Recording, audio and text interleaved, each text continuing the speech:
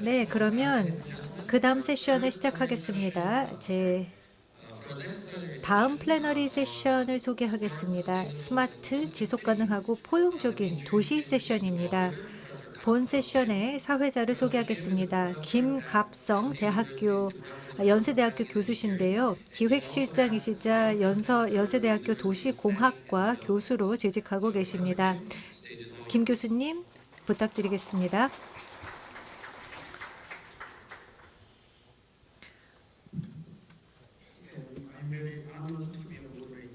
사회를 맡게 된 것을 영광으로 생각합니다. 2023 글로벌 지속가능 발전 포럼의 주제는 터닝포인트, 위기를 기회로입니다. 지난 3년에 걸쳐서 많은 기회를 잃었습니다. 지역사회 번영 그리고 개인의 번영을 추구하는 데 있어서 팬데믹으로 인한 어려움이 있었습니다. 그런데 이제 마스크를 끼지 않고 이렇게 대면으로 컨퍼런스에 참가하게 된 것이 대단히 좋습니다. 오늘 다룰 주제는 스마트, 지속가능한 그리고 포용적인 도시인데 이러한 주제가 아마 도시 관련 전문가들에게 있어서 인기 있는 주제라 생각합니다. 작년에 스마트 도시 ESG에 대한 토론을 하였고 스마트 도시 지표에 대한 내용을 논의하였습니다. 이제 보다 심도 있게 또 스마트하고 지속가능한 포용적인 도시를 건설하기 위한 내용을 다루도록 하겠습니다.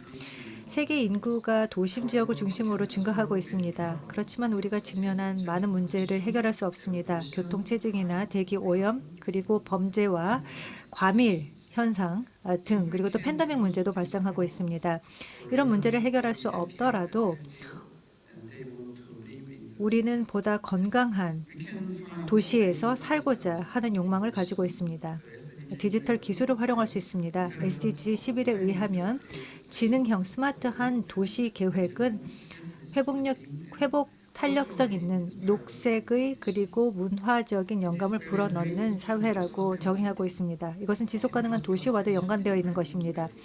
사람들이 도시 계획에 참여하는 것은 무엇보다도 중요합니다. 이제는 여러 이해관계자들이 이 계획 프로세스에 참여하는 것을 중시하고 있습니다. 이러한 도전 과제에 대해서 의견을 공유하고 또 통찰을 공유할 수 있는 세션을 갖기를 희망합니다. 오늘 저명한 발표자분들을 모셨습니다. 먼저 박정숙 사무총장님을 모셨는데 위고 스마트 도시 조직의 도시단체의 사무총장님이십니다. 그리고 두 번째 발표자는 프레말랄 자야세카라 스리랑카 항만 항공부 장관이십니다. 장관님께도 큰 박수 부탁드립니다. 세 분의 패널 토론자를 모셨습니다. 먼저 오상헌 고려대학교 건축학과 교수님 함께하고 계십니다. 스마트 도시와 교수님이십니다. 그리고 김동휴 교수님, 영국 글라스고우 대학교 교수십니다. 그리고 마지막 패널 토론자는 변미리 센터장님이십니다. 서울연구원의 도시 모니터링 센터장을 맡고 계십니다. 네, 충분한 시간이 있는 것으로 생각됩니다. 그래서 심도 있는 토론을 할 수 있기를 바랍니다. 각 발표자께서는 15분 또는 20분 동안 발표를 마무리해 주시고 그 이후 각 패널 토론자께 10분씩 시간을 드리도록 하겠습니다. 1라운드를 진행하고 질의 응답 시간을 갖고 추가 토론을 하도록 하겠습니다. 그러면 먼저 박정숙 사무총장님 모시겠습니다. 발표 부탁드립니다. 대단히 감사합니다. 따뜻한 소개 감사드립니다, 교수님. 실제로 제가 이렇게 참여하게 된 것을 영광스럽게 생각합니다. 너무나도 의미 있는 포럼이라고 생각을 하고요. 25년 전에 제가 바로 이 캠퍼스에서 석사학위를 위해 공부했던 시절이 있었습니다. 그렇기 때문에 이렇게 다시 연사로 찾아뵙게 되어서 영광스럽게 생각하고 본 발표를 통해서 이 중요한 주제를 논하게 되어 영광입니다. 또한 이 의미 있는 세션에 참여해서 인사이트를 나누게 되어 기쁘게 생각합니다. 아시는 바와 같이 지난 3년 동안 서로 만날 수 있는 기회가 많지 않았습니다. 따라서 이렇게 만나는 기회가 아주 소중한 것 같습니다. 오늘 제가 발표드릴 내용은 사람 중심의 스마트 시티입니다. 기술을 넘어선 스마트 시티입니다. 제 발표를 이제 시작하도록 하겠는데요. 발표 같은 경우에는 팬데믹과 인간 중심의 스마트 시티 간의 관계입니다. 일각에서는 지난 3년 동안 잃어버린 3년이다 라고 생각하실 수도 있겠지만 제가 생각하기에는 팬데믹은 우리가 상황을 다시 한번 깊이 보고 많은 것을 깨달을 수 있는 시간이었다라고 생각합니다. 스마트 도시를 구축할 때 단순히 기술에만 집중을 한다면 지속 가능하지 않을 것이고 사람 중심의 개발을 해야 할 것입니다. 따라서 스마트하고 지속 가능하고 포용적인 도시를 만들어야 할 텐데 이것이 바로 본 세션의 주제이기도 하고 위고의 미션이기도 합니다. 위고가 갖고 있는 구조나 프로젝트들을 통해서 이러한 미션이 두드러지게 관찰될 수 있습니다. 우선 간략하게 위고에 대해서 말씀을 드리고자 합니다. 위고는 13년 전에 설립이 되었습니다. 50개 회원 도시가 참여했는데요. 세계 전자정부라는 이름으로 시작이 되었습니다. 그래서 위고라는 약자가 생겼죠. 그때 당시에 서울시가 의장 도시를 맡았고 서울시는 전 세계 여러 도시의 리더들을 모아서 ICT와 전자정부를 중심으로 협력을 도모해 나가고자 했습니다.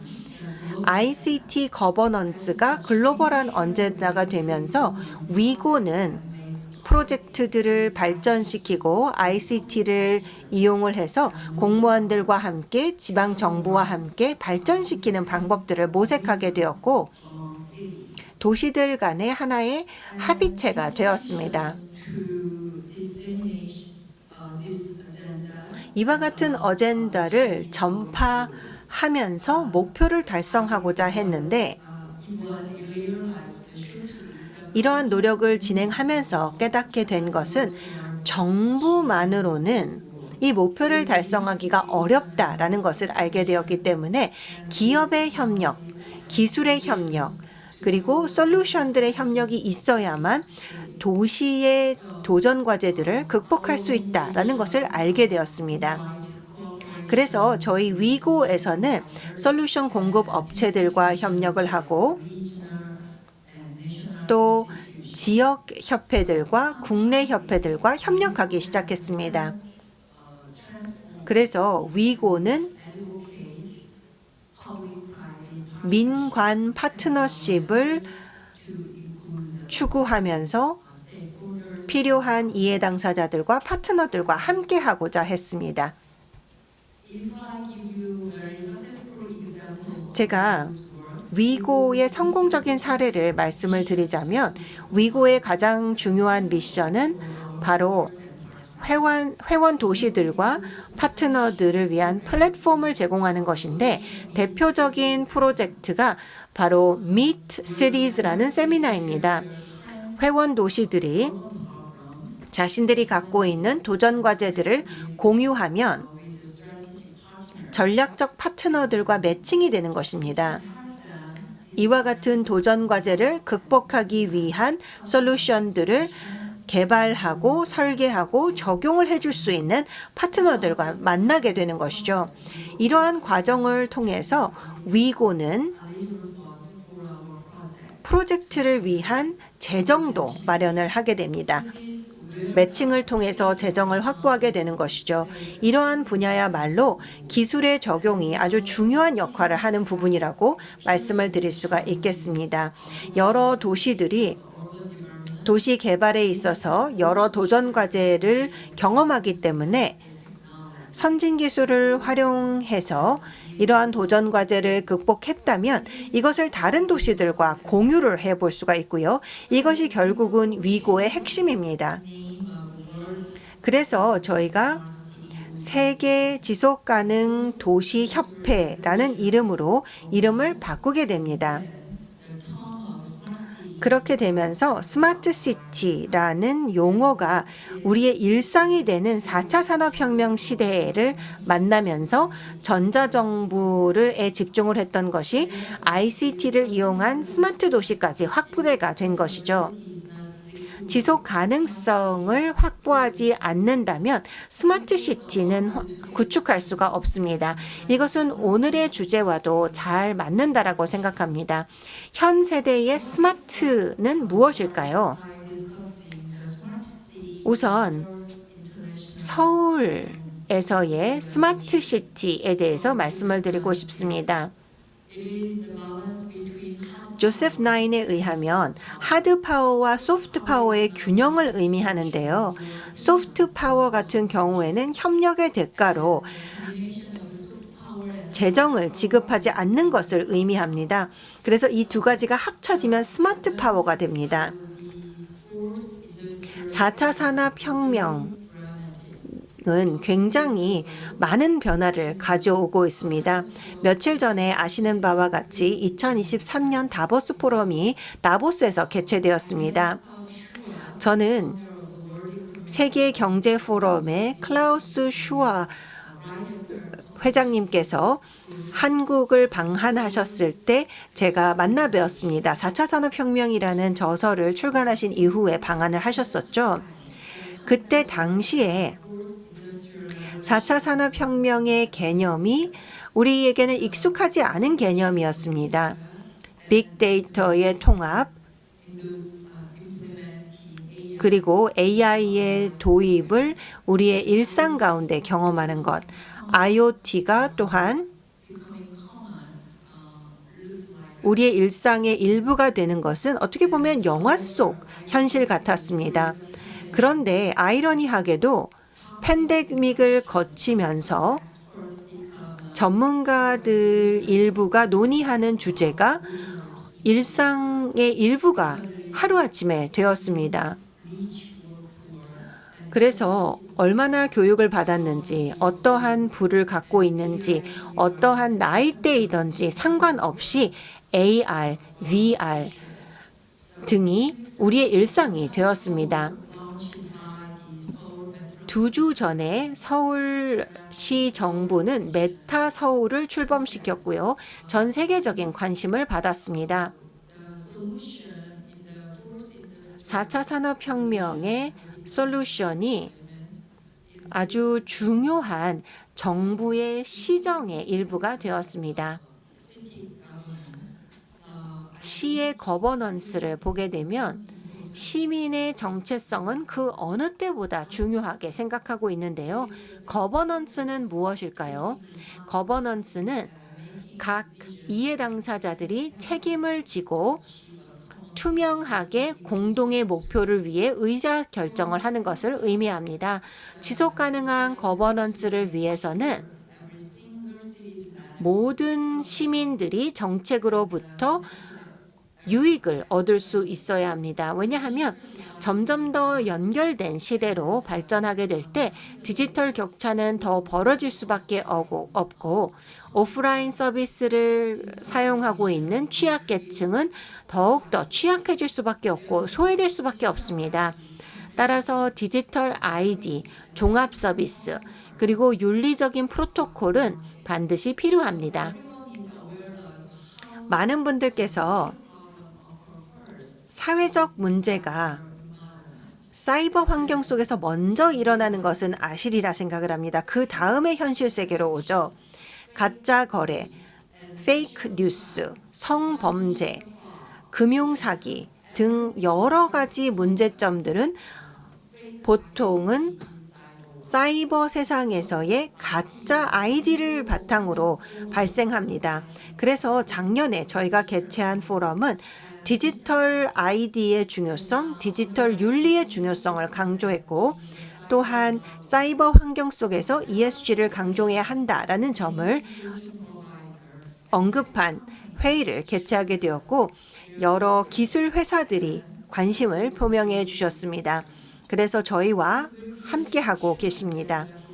이것은 위고에게 아주 중요한 어젠다가 될 것입니다. 포용적 도시에 대해서 이제 말씀을 드리고자 합니다. 팬데믹을 통해서 경험을 하신 바와 같이 재난은 하루아침에 이루어지는 것이 아닙니다. 항상 경보의 단계가 있습니다. 예를 들어서 저는 10년 동안 캐비 얼라이언스에서 근무를 하다가 위고에 참여하게 되었는데요. 제 입장에서 가장 어려운 점이 있다면 바로 어젠다를 만들어서 예방적 조치를 각국 정부가 설정을 해서 혁신적인 재정 지원 등까지도 포함을 시키는 것을 하는 것이 굉장히 어려웠습니다. 예를 들어서 제약회사가 최대한 백신을 만들어야 하는 상황을 생각해 보면 팬데믹의 징조가 있을 때 먼저 백신을 만들기 시작해야 합니다. 스마트 도시도 마찬가지입니다. 항상 조기 경보와 같은 시기가 있습니다. SDG를 바탕으로 해서 안전하고 경제적이고 회복 탄력성 있는 도시를 친환경적이고 또 문화적인 삶을 살 수 있도록 만드는 것이 바로 우리의 목표인데 위고의 어젠다를 올해는 스마트 시티가 이제 더 이상 기술이 아니다. 이것은 문화이다 라는 것을 주제로 선정을 했습니다. 일하고 먹고 치료를 받고 교통을 이용하고 통신을 이용하고 환경, 건축, 교육, 우리 삶의 모든 측면들, 미술, 관광까지 이 모든 것은 우리의 라이프 스타일에 적용이 될 수 있는데 스마트 시티 솔루션을 통해 적용될 수 있습니다. 전 세계가 여러 가지 도전 과제들의 직면에 있고 환경의 부담이 점점 커지고 고령화되고 있고 도시화되면서 계속해서 소비도 늘고 여러 어려움들이 느는 이 상황 속에서 다양한 도전 과제를 해결하고자 할 때 총체적인 스마트 접근을 할 필요가 있습니다. 오늘날 이 사회의 모든 측면을 보면 경제, 인프라, 교육, 거버넌스, 보건, 환경, 관광, 언론, 예술 등 스마트 시티 기술 없이는 또 스마트 시티 메커니즘 없이는 정책을 수행할 수가 없습니다. 스마트 시티 개발이라는 것은 점점 더 소프트웨어 쪽에 관심을 갖고 있고 스마트 시티의 컨텐츠에 관심을 갖고 있습니다. 문화라는 것을 우리가 반복적인 일로 하는 일로 정의하게 된다면 스마트 시티는 이제 더 이상 기술을 적용해서 도시의 문제를 해결하고자 하는 것이 아니고 그것을 넘어서서 스마트 시티는 하나의 문화가 되고 있습니다. 시민들의 삶을 위한 하나의 문화가 되고 있습니다. 답을 찾기 위해서 사람 중심의 스마트 시티를 적용하기 위한 발전이 필요합니다. 우리가 만드는 스마트 시티는 디지털 격차를 줄이고 그 누구도 소외되지 않는 세상을 만들어야 할 것입니다. 그렇기 때문에 위고가 새로운 이니셔티브를 올해 출범을 시켰습니다. 포용적 도시를 위해서 만든 것인데 서울시 정부와 함께 지금 현재 의장 도시이기 때문에 서울시와 함께 하나의 대회를 만들었습니다. 사람 중심의 스마트 시티를 위한 상이 되겠습니다. 사람 중심의 스마트 시티를 통해서 디지털 격차를 줄이고 또 포용적인 도시를 만들며 혁신적인 기술을 활용하고 개개인이 리더십을 발휘할 수 있도록 하는 상입니다. 이 상은 스마트 시티 1위 상이 아니고 장려를 위한 형태의 상이 될 것입니다. 그래서 포용적인 스마트 시티를 만드는 데 기여할 수 있기를 기대하며 여러분들의 적극적인 참여와 관심 부탁드립니다. 여러분들과 긴밀한 협력을 하기를 기대합니다. 감사합니다. 네, 박 사무총장님께서는 사람들의 참여의 중요성, 그 도시 내에 있어서 참여가 중요하다는 말씀을 하시면서 위고 단체 뭐 150여 개의 도시가 참여하고 있다는 말씀도 해주셨는데요. 그리고 사이버 안보 또 디지털 부분에 대해서 말씀을 하시면서 서울 스마트 도시 프로젝트에 대해서도 설명을 잘 해주셨습니다. 네, 발표 감사드립니다. 그러면 두 번째 발표자를 모시겠습니다. 스리랑카의 항만 항공부 장관이신 프렐 말랄 자야세카라 장관님 모시겠습니다. 네, 감사합니다.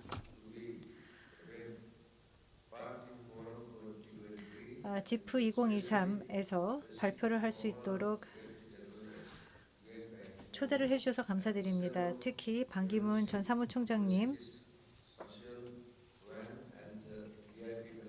그리고 관계자 여러분들 감사합니다. 오늘 스리랑카를 대표해서 글로벌 지속가능 발전 포럼 2023에서 발표를 하게 된 것을 기쁘게 생각합니다. 스리랑카는 앞으로 여러분들과 계속 긴밀하게 협력해 나가기를 기대하고 있습니다. 우리는 대위험의 시기에 만나고 있습니다. 고물가, 분쟁과 빈곤, 기후재앙, 그리고 지속되고 있는 글로벌 팬데믹의 여파라는 위험이 도사리고 있습니다. 이제 국가들은 위기에서 회복하기 위해 고군분투하고 있습니다. 한 세대 간 경험하지 못한 위기를 극복하는 중입니다. 귀빈 여러분, 주요한 정치, 경제, 사회적인 변화가 스리랑카에 발생하게 된 배경에는 장기화된 사회적인 소요와 시위가 있습니다. 스리랑카 국민들은 지금이야말로 우리가 공동의 비전을 가지고 지속가능하고 번영한 미래를 만들기 위해 비전을 갖고 또 보다 강력한 국가가 되기 위해 한 걸음 나설 적기라고 생각합니다. 국가로서의 재건의 여정에서 우리는 국제사회와 지원과 또 협력이 있기를 기대하고 있습니다. 귀빈 여러분, 지프 2023 포럼 세션의 주제를 살펴보겠습니다. SDG 11번 목표인 스마트하고 지속가능한 그리고 포용적인 도시 건설입니다. 스마트하고 지속가능하며 포용적인 도시는 기술과 데이터를 활용합니다. 이를 통해 주민들의 생활 수준을 향상시킵니다. 그러면서도 환경에 미치는 영향은 최소화합니다. 동시에 형평성을 도모하여 모든 거주자들이 필요한 서비스와 기회에 접근할 수 있는 기회를 가질 수 있는 것을 의미합니다. 스리랑카는 개도국으로서 현재 경제 위기를 겪고 있습니다. 도시 그리고 농촌 지역의 스리랑카 국민들은 일상생활에 어려움을 겪고 있습니다. 그래서 스리랑카는 스마트한, 지속가능한 그리고 포용적인 도시를 향해 노력을 전개하고 있습니다. 특히 인프라나 의료 서비스 그리고 농촌 지역에서 양질의 교육 또 기타 서비스의 발전을 가져오기 위해 노력하고 있습니다. 스마트 시티에 주목하겠습니다. 스마트 시티는 디지털 기술과 디지털 분석 기술에 의존하여 삶의 질을 개선하고 도시 서비스 효율성을 높이며 보다 살기 좋고 지속 가능한 환경을 형성하는 것을 의미합니다. 스리랑카는 신흥국가입니다.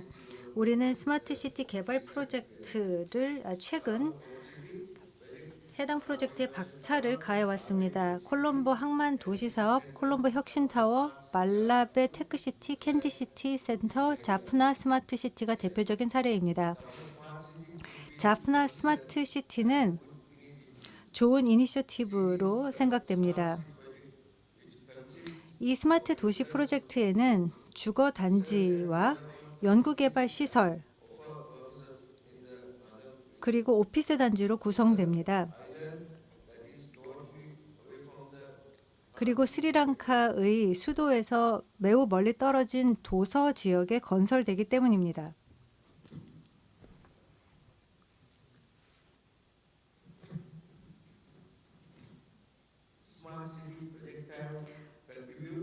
스마트 시티 프로젝트는 스리랑카의 지속가능 발전에 기여할 수 있습니다.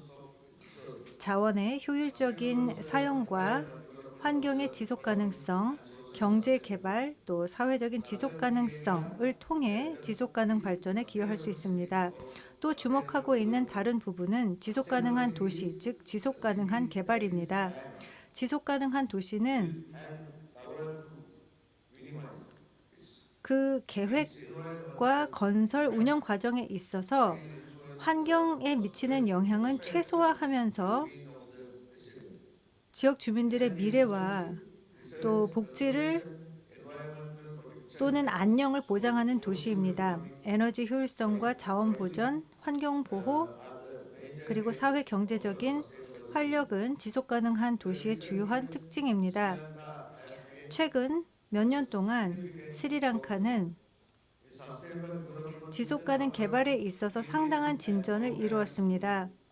그 과정에서 지속 가능 개발을 위한 여러 다양한 이니셔티브와 프로그램을 추진하고 있습니다. 국립공원을 설립하였고 산림과 습지를 보존하고 있으며 재생에너지원을 개발하고 환경보호 사업도 추진하고 있습니다. 이것이 그 대표적인 사례입니다. 스리랑카의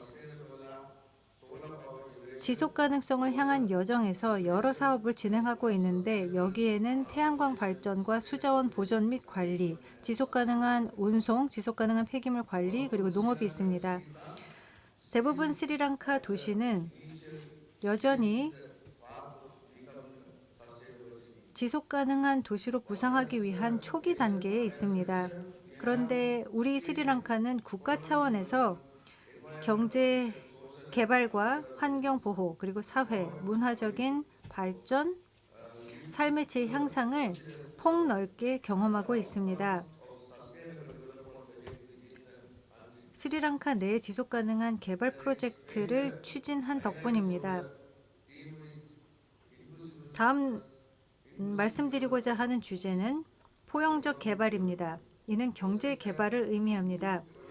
경제 개발 과정에서 사회 모든 구성원이 포함되고 평등과 형평성과 사회적 정의를 촉진하는 것을 의미합니다.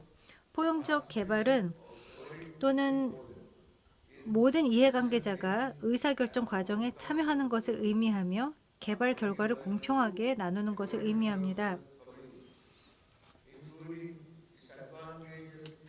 모든 구성원에는 사회의 약자와 소외 계층도 포함됩니다.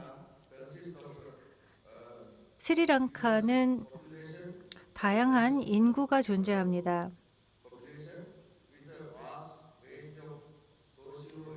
그리고 광범위한 사회 경제적인 배경을 가진 인구로 구성되기 때문에 포용성이야말로 지속 가능한 개발의 중요한 목표입니다.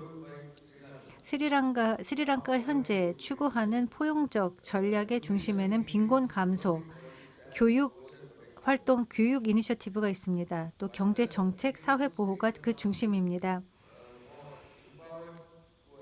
이러한 이니셔티브는 2030 지속가능 개발 어젠다 달성을 위해서 더 많은 권한을 필요로 합니다. 마지막으로 말씀드릴 부분은 스리랑카의 상생 이니셔티브입니다.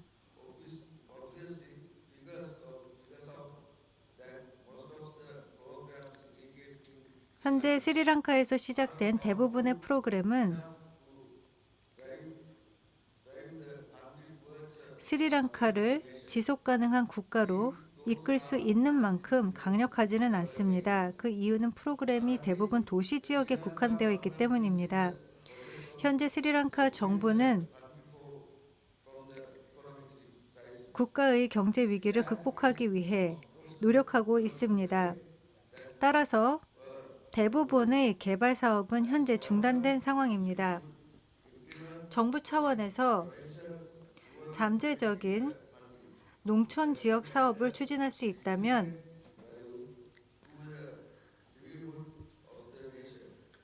국민들의 민생에 큰 기여를 할 수 있을 것이라 생각됩니다. 그러면 이제 간략하게 잠재적인 농촌 개발 사업에 대해서 말씀드리겠습니다.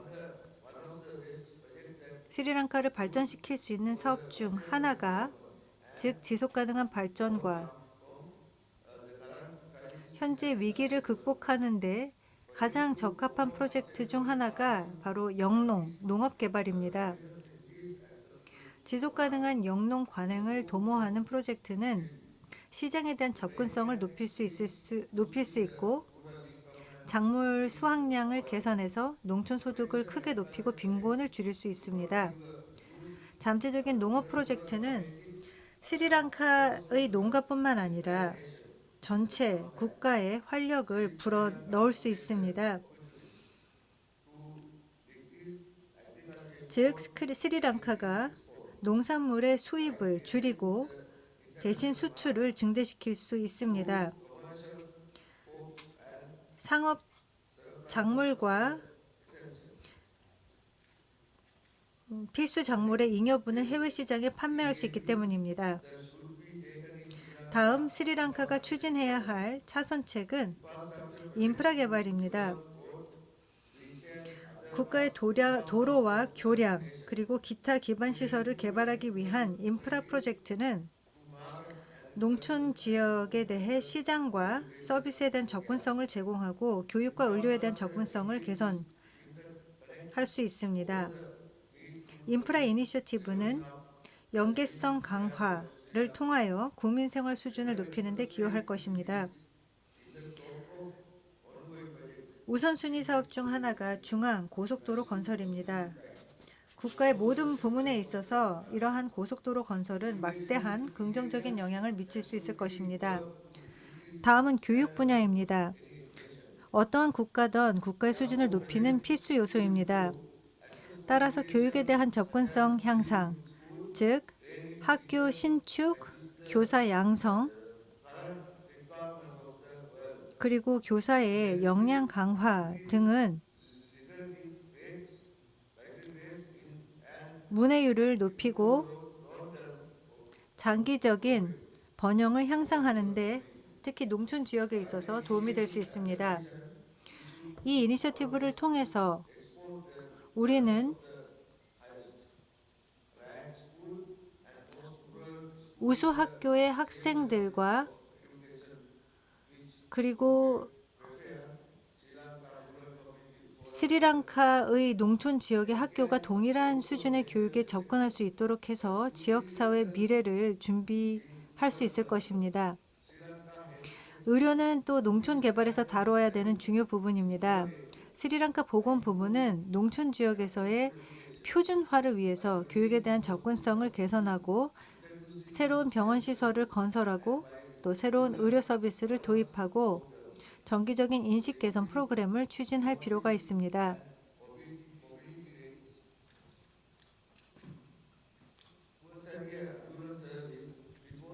사망률과 이환율을 개선해야 합니다. 그리고 수와 세리아라는 앰뷸런스 서비스는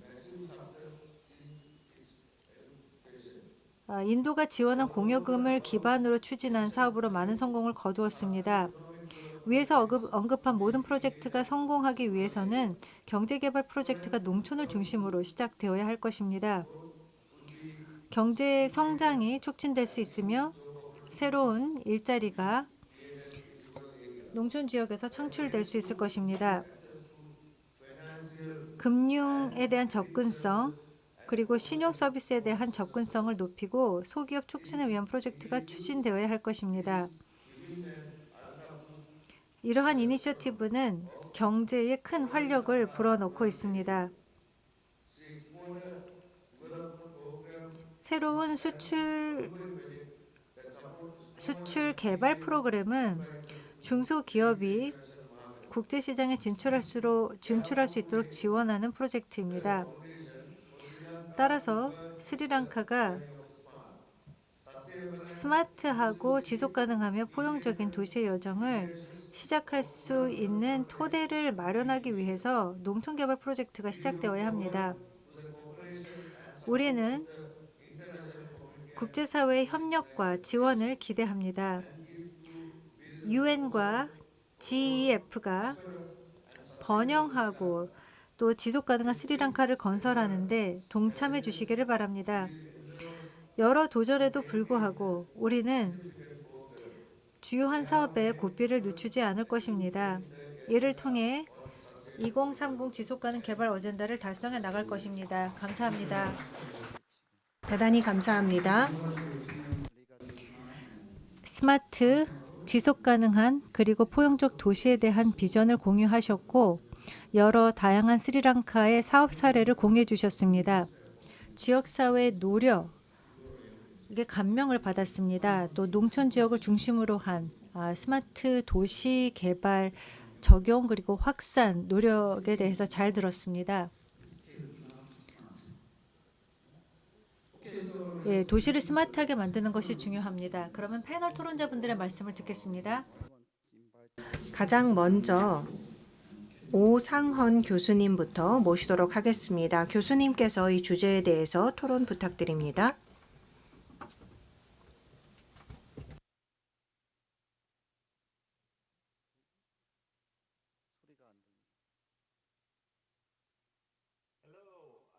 네, 안녕하십니까. 죄송합니다. 제가 음소거를 한 채 말씀을 드렸습니다.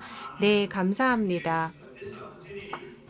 이렇게 기회를 주셔서 저의 의견을 공유할 수 있어서 기쁘게 생각합니다. 이 의미 있는 포럼에 함께하게 되어 기쁩니다. 저는 스마트시티와 관련해서 지난 5년 내지 7년 동안 활동해 왔습니다. 그리고 점점 더 제가 스마트시티에 대해서 여러 가지 활동을 하면서 지속 가능성을 생각하면 생각할수록 스마트시티에 대해서 여러 가지 약속을 하고 있는 것들을 우리가 정말 다 지킬 수 있을까라는 생각을 하게 됩니다. 스마트시티가 마치 만변통치약인 양 이야기한다라는 느낌이 듭니다.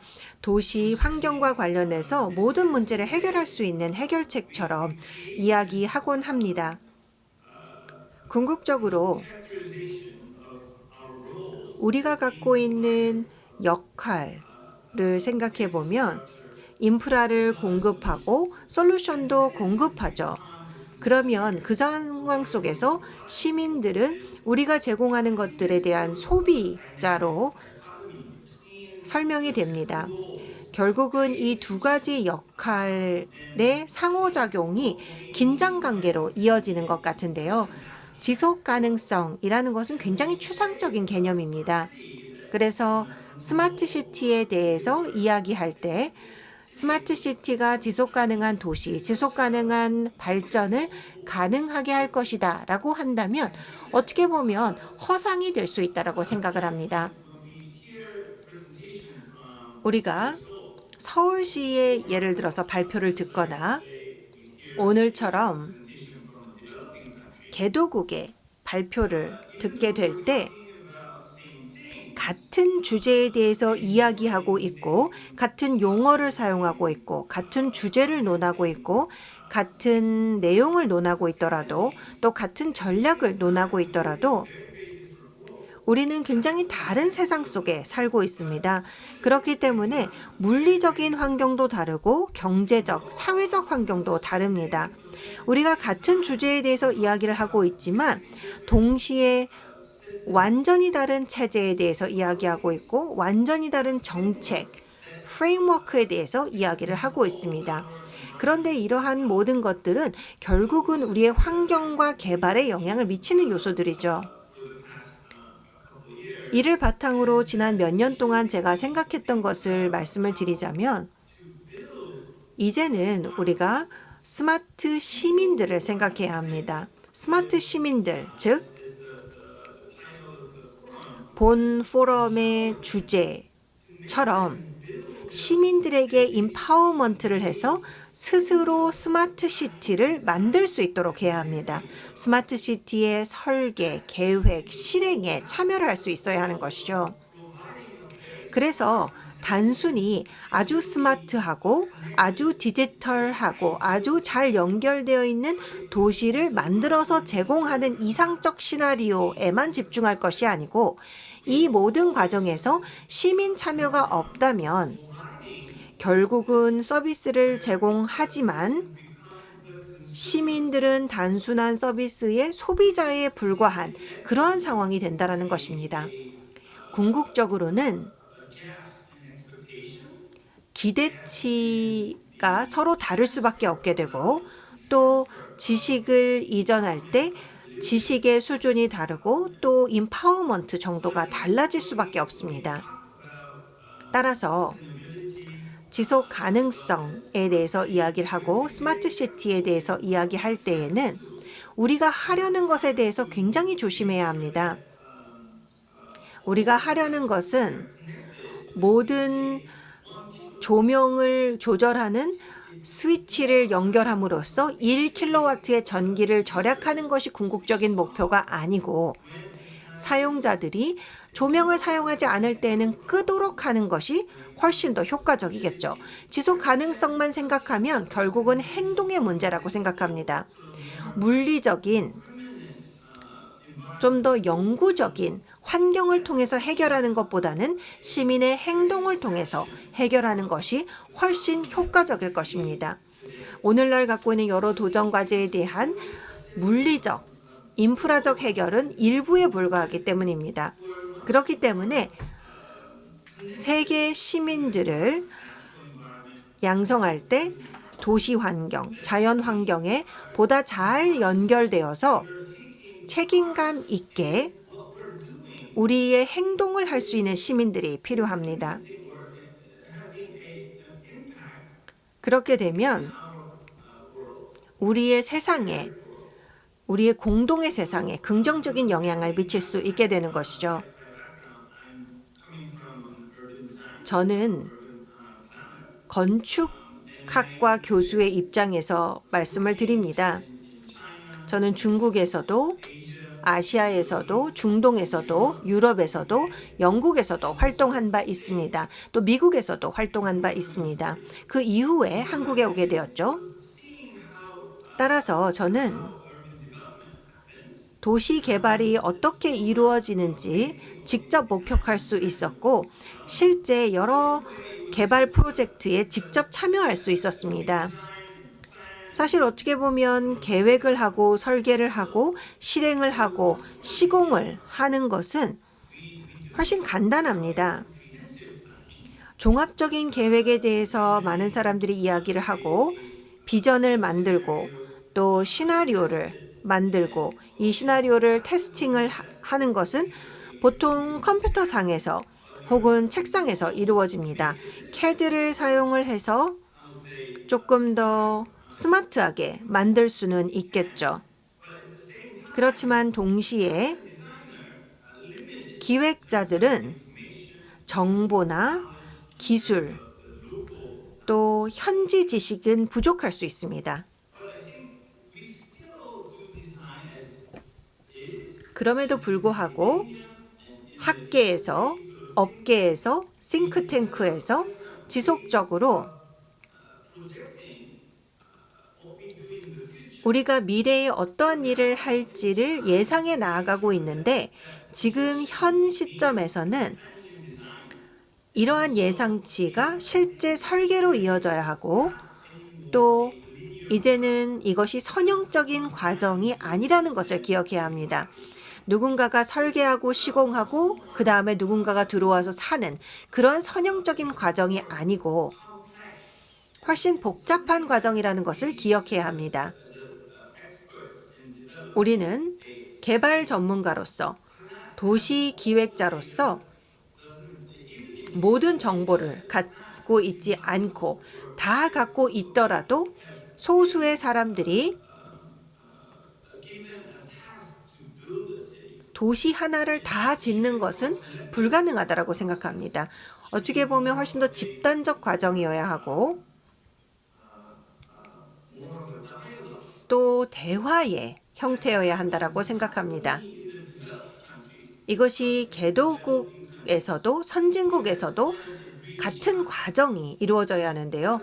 특히나 개도국에서 더 힘을 발휘할 수 있습니다.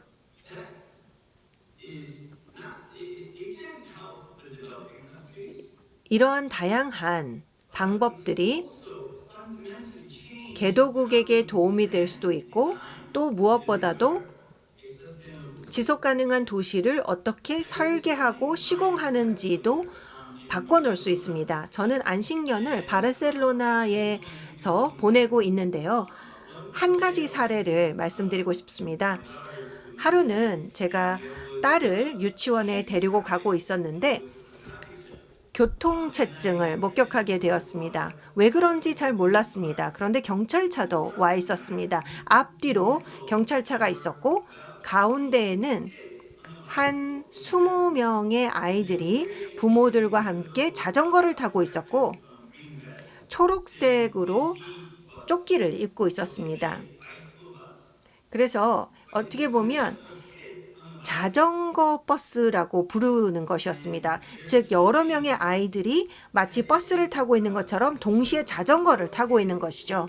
그래서 학생들이 자전거를 타고 등교를 하고 있는데 버스처럼 같이 앉아있는 여러 명이 같이 가는 것이었습니다. 어떻게 보면 시민들이 스마트 시티 솔루션을 만들고 있는 것입니다. 공공복지를 만들어내고 있는 것입니다. 그리고 경찰이 앞뒤로 에스코트를 하고 있는 모습을 보면서 또 그 뒤에 있는 차들이 계속 크락션을 누르는 것이 아니고 차분하게 기다려주는 것을 볼 수가 있었습니다. 이것이 시민이 함께하는 것이죠. 예를 들어서 내가 내 차를 집에 두고 지하철을 탄다면 어떨까라는 생각을 해볼 수도 있는 것이죠. 우리는 공공 공간을 공유하고 있고 공공 서비스를 공유하고 있습니다. 그런데 데이터를 굉장히 많이 받을 때 이 데이터가 내 문제가 아니고 내 책임이 아니다라고 생각하는 경우가 많이 있습니다. 그런데 우리는 시민들이 이러한 이슈들을 관심을 갖고 솔루션을 같이 찾아 나아가도록 참여시켜야 합니다. 여기까지 말씀을 드리도록 하겠습니다. 추가적인 질문이나 논의가 있으시다면 환영합니다. 감사합니다.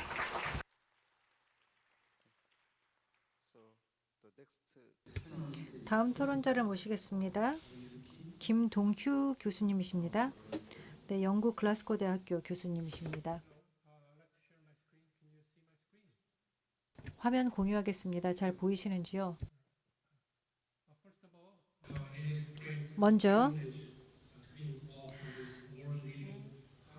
이 세계적인 컨퍼런스에 저명한 토론자분들 또 연사분들을 모시고 이 세션에 참여하게 된 것을 영광으로 생각합니다. 저는 영국의 글라스고 대학교에서 전략경영부 교수로서 재직하고 있습니다. 오늘 글라스고 도시의 사례, 스마트 도시 접근 방식에 대해서 공유하고자 합니다. 공동의 구조 그리고 또 조건들을 모색해 나가는 기회가 되길 바랍니다. 또 한국이나 스리랑카와 같은 국가에 접목시킬 수 있는 그런 교훈들을 얻어낼 수 있기를 바랍니다. 스마트 도시 스코틀랜드의 블루프린트입니다. 2016년도에 발표된 청사진인데 보시는 것처럼 4개의 목표와 목적이 있습니다. 하나는 지속가능성, 두 번째는 포용성, 세 번째는 데이터 투명성과 기술입니다. 보시는 것처럼 스코틀랜드는 처음부터 지속가능성, 포용성이라는 원칙에 주목하였습니다. 우편에 보이는 지도, 스코틀랜드의 지도입니다. 두 개 영역으로 나눠지는데 로우랜드와 하이랜드로 나눠집니다. 로우랜드에서는 2개의 큰 도시가 있는데 하나가 글라스고 그리고 두 번째는 에딘버러그입니다. 하일랜드에는 대부분 농촌들이죠. 하일랜드에도 여러 도시들이 스마트 도시 사업에 참여하고 있습니다. 오늘은 글라스고 남부 도시를 중심으로 제가 살고 있는 곳인데요. 설명드리겠습니다. 여기서 보실 수 있는 중요한 요소 중 하나는 이 청사진이 개발된 과정입니다. 버텀업 워크숍 접근 방식을 통해서 여러 다중 이해관계자들이 과정에 참여하였습니다. 여러 전문가들이 참여하여서 전략 계획을 도출하였습니다. 보시는 것처럼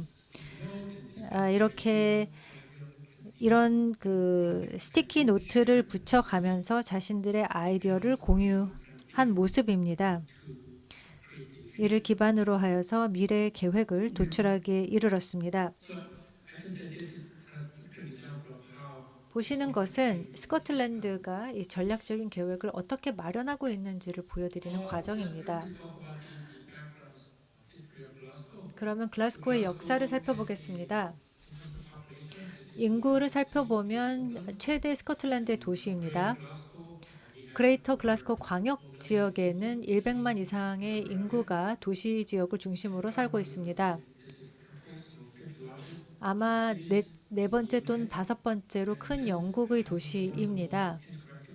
그리고 가장 상호작용이 활성화된, 특히 영국의 이 산업혁명과 또 식민지 확대 과정에 있어서 중요한 장소였습니다.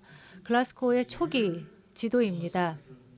여기 하천이 있는데 하천이 도시 지역을 관통하였고 항만 도시의 특징을 띠고 있습니다. 자야세카라 장관께서도 앞서서 프로젝트의 중요성에 대해서 말씀을 하셨는데 아마도 글라스고의 사업 사례와 스리랑카의 이 항만 도시 사업에서의 공통분모를 찾기 바랍니다. 하천이 매우 중요한 역할을 또 글라스고 전반적으로 하고 있습니다. 여전히 글라스고 주민들은 하천을 중심으로 해서 도시 구역 정비를 하고자 합니다. 이것이 그 환경에 있어서 중요한 요소입니다.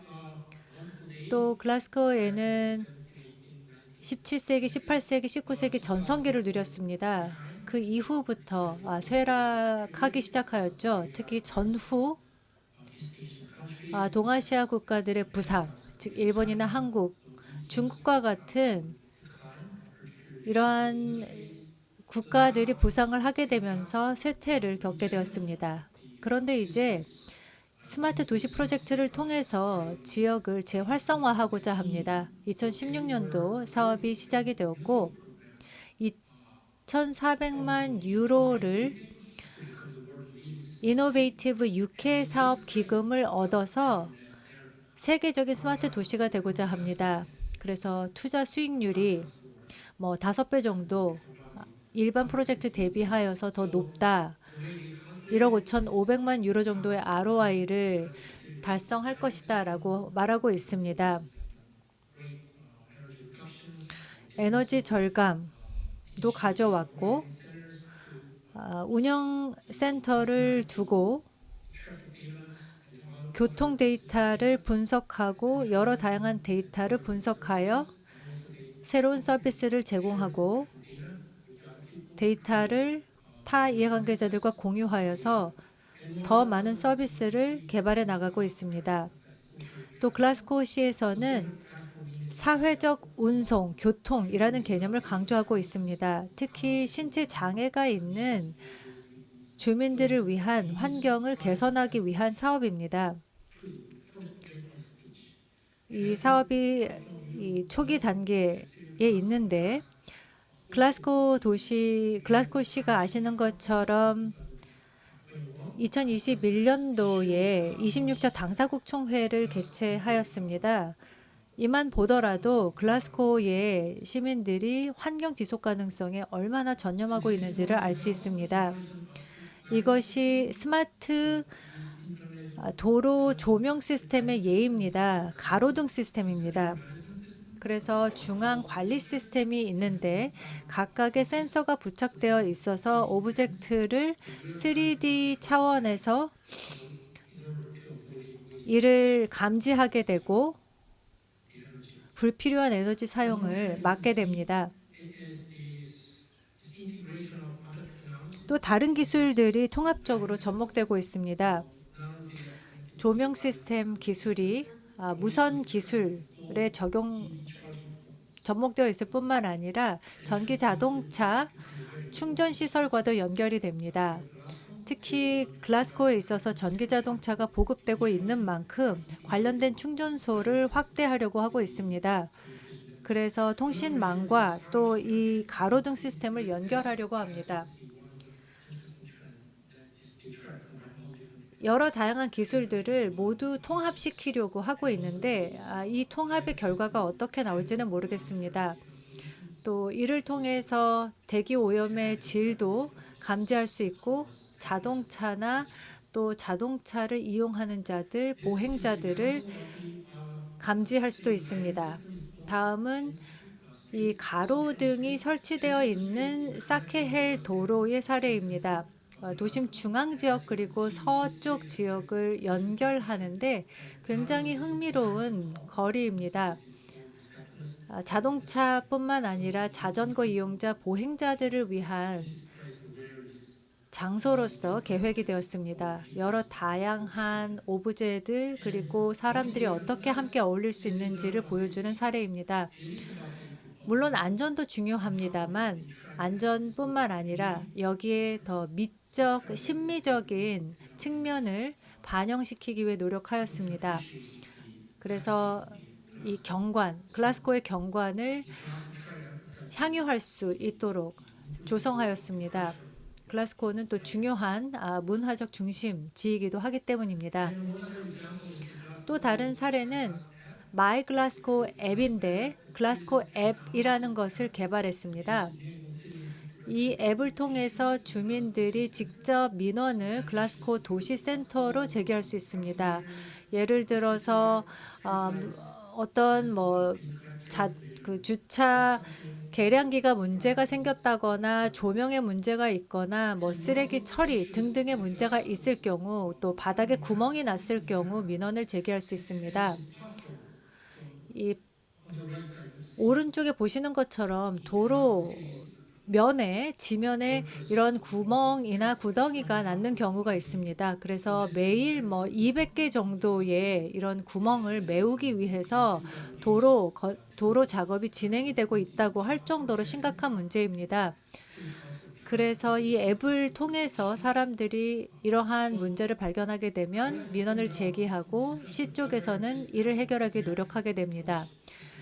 이런 대응적인 사후적인 조치만으로는 충분하지 않을 겁니다. 여전히 이 도로 바닥에 구멍이 나고 있기 때문에 이것은 해법의 일부가 될 수는 있겠지만 근본적인 장기적 해법이 될 수는 없다고 생각합니다. 글라스고시에서 보다 장기적인 접근 방식을 통해서 보다 선제적으로 이 문제를 어떻게 해결할 것인가, 디지털 기술을 활용하여서 AI를 통해서 지면 상태를 사전에 파악한다거나 그래서 이 도로의 수명 주기를 예측한다거나 그리고 이 생애 주기의 마지막 단계에 오게 되면은 사전의 문제를 예방하는 조치를 취할 수 있도록 해야 될 것입니다.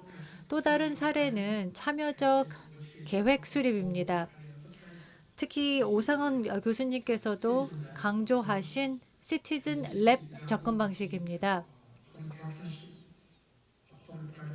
바로 민관 협력의 중요 사례이기도 합니다.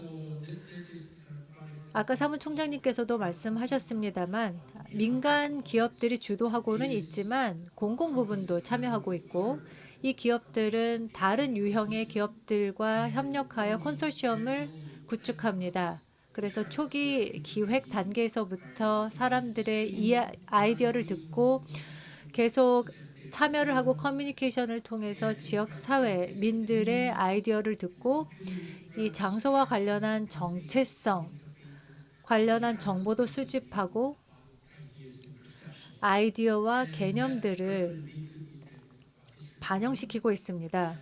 이것이 지역 개발과 연결되고 이 과정에서 시민들은 문제에 대한 인식을 제고하게 되고 보다 많은 관심을 갖고 지역사회의 개발 과정에 참여하게 됩니다.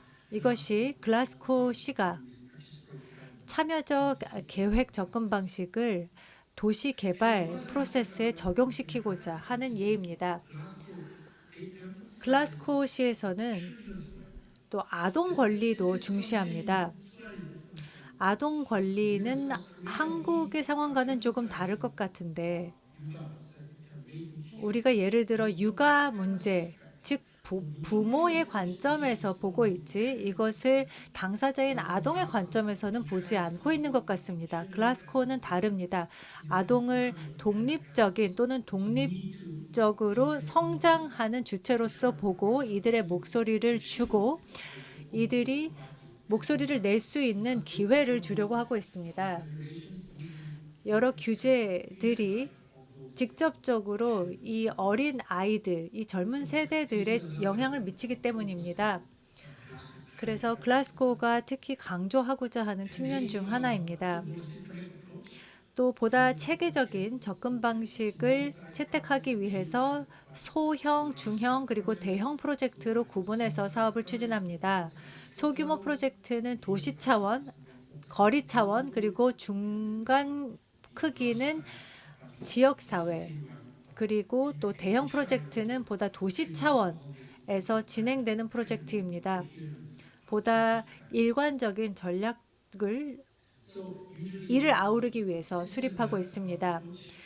또 시민 연구소, 시티즌 랩 접근 방식에 대해서 살펴보면 여기 이 작은 프로젝트에 참여하는 경우 보다 도시나 이 도시의 역사나 경험에 더 많은 인사이트를 제공할 수 있고 이런 대형 프로젝트의 경우는 보다 탑다운 방식의 프로젝트로서 진행이 되고 있고 소형이나 중형의 경우는 바텀업 방식으로 진행이 됩니다. 그래서 이 두 가지 접근 방식을 혼합해서 접목하기 위해 글라스고가 노력하고 있습니다. 다음은 지역의 재생인데 글라스고는 과거 주요한 전 세계적인 도시였습니다만 이제 쇠락기에 진입을 한 도시로서의 지위를 높이기 위해 노력하고 있습니다. 과거 기존의 인프라도 활용하려고 합니다. 글라스고가 직면하고 있는 문제 중 하나는 이 모든 인프라, 특히 과거에서부터 내려온 이러한 인프라가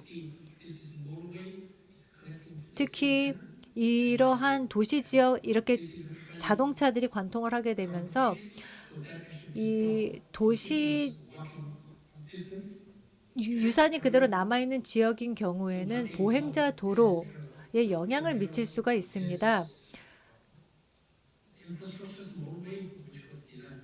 그래서 자동차를 위해서 처음 설계된 이러한 도로 지역들을 다 허물고 보다 사람들이 안전하게 보행을 할 수 있는 장소를 만들어 나가고 있습니다. 이 지역이 서쪽과 또 도심 중앙 지역을 연결시킬 수 있는 통행량이 많은 지역이기 때문입니다.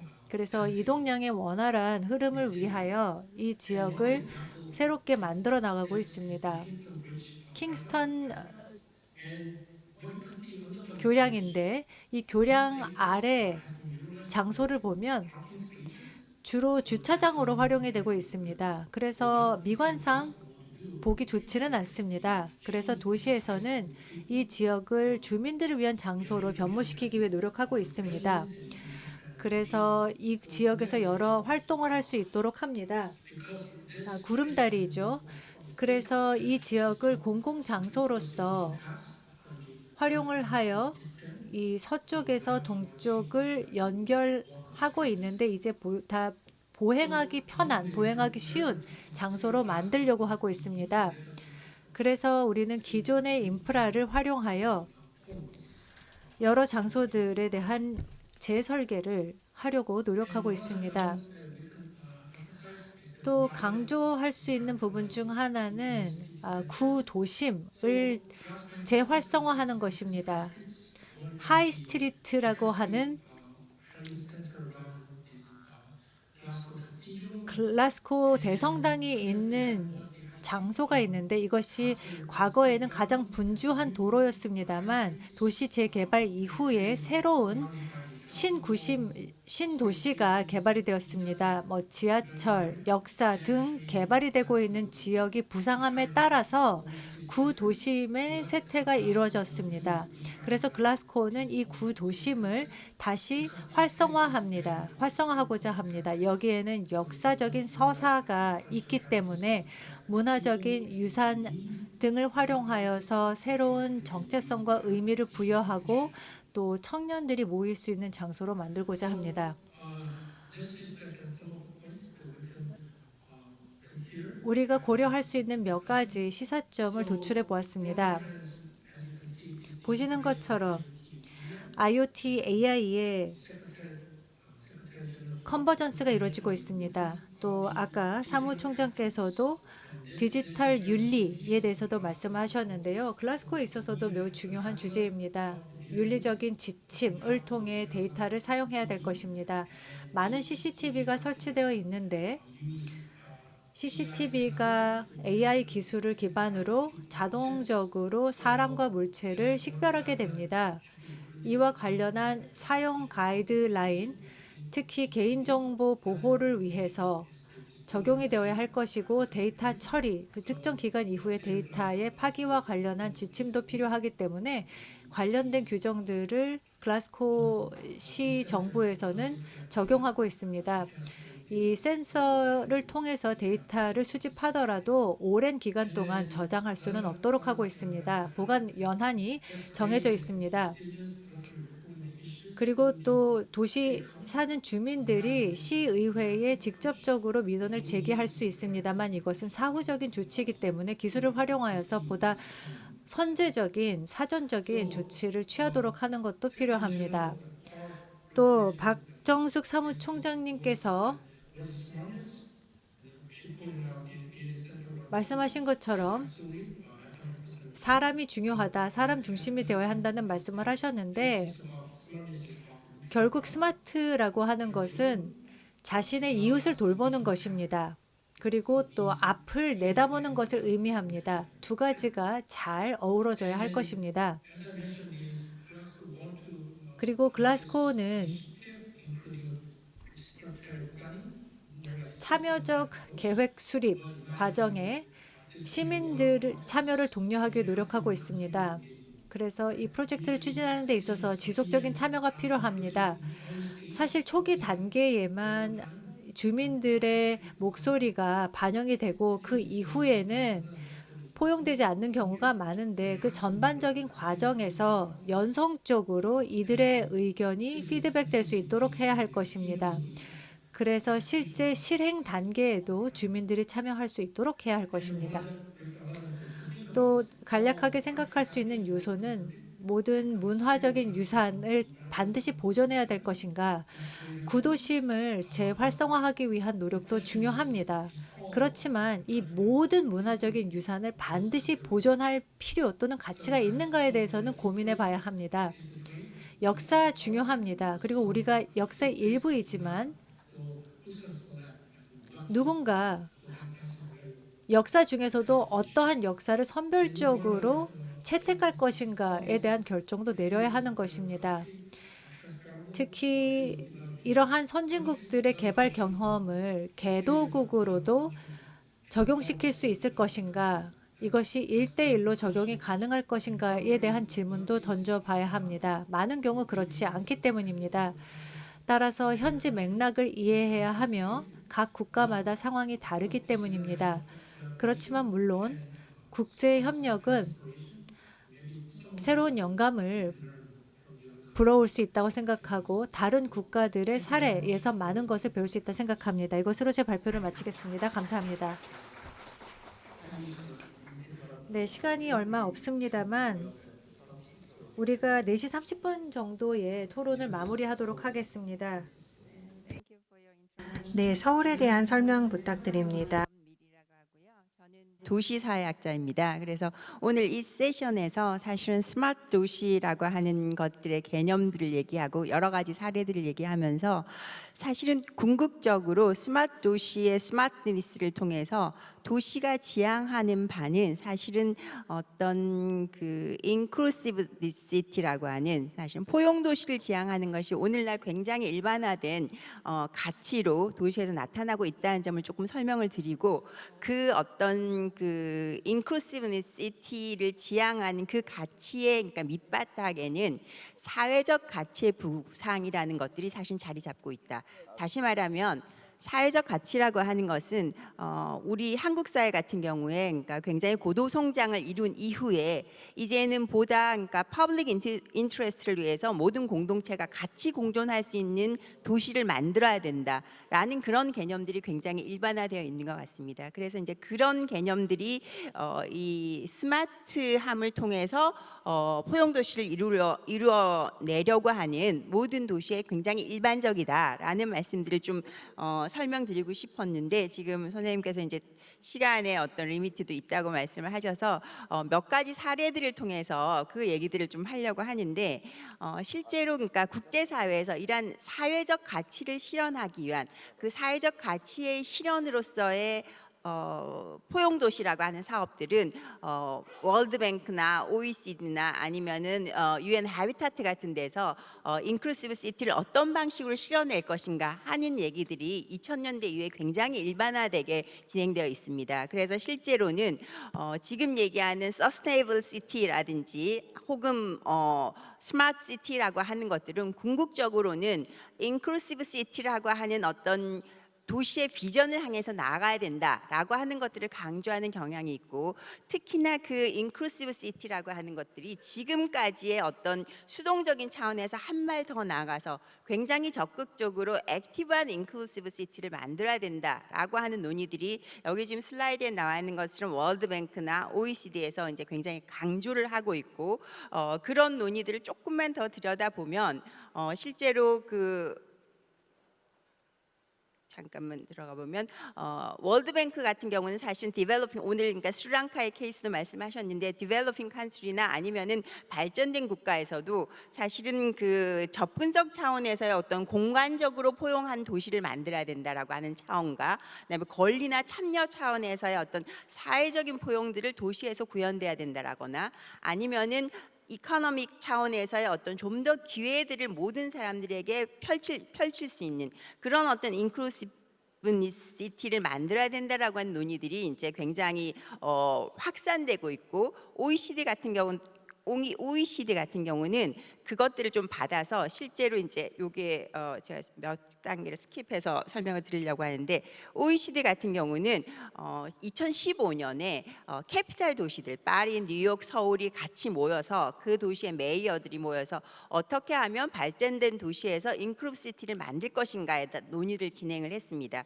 그래서 그 결과 15년, 16년, 17년에 서울을 포함한 그 여러 도시의 시장들이 모여서 한 도시에서 스마트 기술을 통해서 혹은 뭐 다른 여러 가지 어떤 제도들을 통해서 인클루시브니스 시티를 만들려고 하면 포용적 교육 시스템과 노동시장 자체가 훨씬 더 인클루시브니스 해야 되고 그다음에 주거와 도시 환경 자체를 어떻게 보면은 좀 더 포용적으로 여태까지 커버하지 못했던 그러니까 영역까지를 드러내는 그러니까 그런 도시의 어떤 정책들이 필요하고 실제로 그러니까 퍼블릭 서비스나 특히나 어포더블 하우징 같은 것들을 어떤 식으로 확산시킬 수 있을까 이제 그런 논의들이 지속되었다고 볼 수 있겠습니다. 그래서 결국은 스마트 도시를 통해서 우리가 궁극적으로 실현하고자 하는 것은 도시의 포용성을 증대시키는 것이라고 할 수 있고 이것이 발전된 국가이든 혹은 지금 개발도상국 국가이든 마찬가지로 적용돼서